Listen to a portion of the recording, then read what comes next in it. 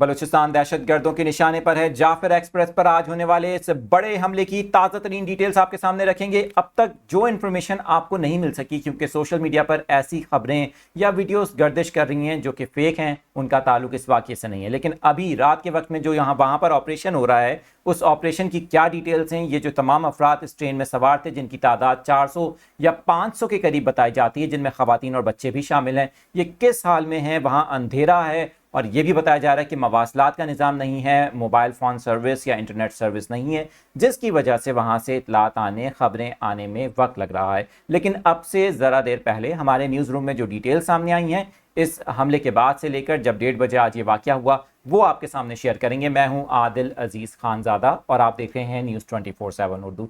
इस तरह की मालूमाती न्यूज़ अपडेट्स के लिए आप यूट्यूब पर देख रहे हैं तो चैनल को सब्सक्राइब कर लें। साथ ही यूट्यूब पर हमारी लाइव ट्रांसमिशन जारी है। इस वाक़ये से मुतालिक आप लाइव टैब में जाकर ये ट्रांसमिशन भी देख सकते हैं। सबसे पहले तो आपको बताएं कि आज मंगल 11 मार्च 2025 दोपहर 1:30 बजे ये खबर सामने आई कि जाफर एक्सप्रेस पर बोलान के इलाके में फायरिंग हुई है। ड्राइवर के जख्मी होने की इतलात आई, लेकिन शाम में जो असर का टाइम था उस वक्त ये खबरें आना शुरू हुई कि इस ट्रेन पर दहशतगर्दों ने कब्जा कर लिया। इस वाक़ये की जिम्मेदारी BLA यानी बलोच लिबरेशन आर्मी की जानिब से कबूल की गई है। अभी जो हमारे न्यूज़ रूम में इतलात आई हैं उनके मुताबिक बताया जा रहा है कि 400 से 500 अफराद इस ट्रेन में सवार थे जिनको यरगमाल बनाया गया था और BLA की जानिब से वहीं पर यह भी कहा गया था कि अगर कोई ऑपरेशन लॉन्च किया जाता है तो इन तमाम अफराद की जान को ख़तरा हो सकता है। एक स्टेटमेंट या प्रेस रिलीज जो है वो भी सोशल मीडिया पर गर्दिश कर रही है।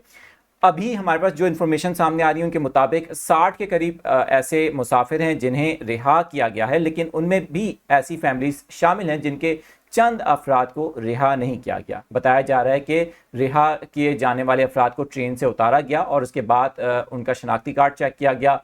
इंफॉर्मेशन चेक करने के बाद चंद अफराद को रिहा किया गया है। वहीं पर जो ये इलाका है बोलान का, बताया जा रहा है कि पनीर का ये इलाका है जहां आज ये दहशतगर्दी का वाक़या हुआ। इस वक्त यहाँ सिक्योरिटी फोर्सेस ने ऑपरेशन कंडक्ट किया हुआ है। शदीद फायरिंग का सिलसिला मुसलसल जारी है।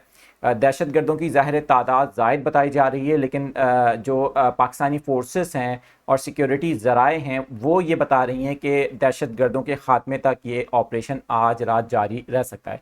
अभी ये कहना कबल इस वक्त होगा कि क्योंकि अंधेरा है इस इलाके के अंदर जहाँ पर ये वाक़या हुआ था और एक सुरंग थी, वहाँ पर रोक कर दहशतगर्दों ने इस ट्रेन को हमले का निशाना बनाया और यहाँ पर फायरिंग की थी।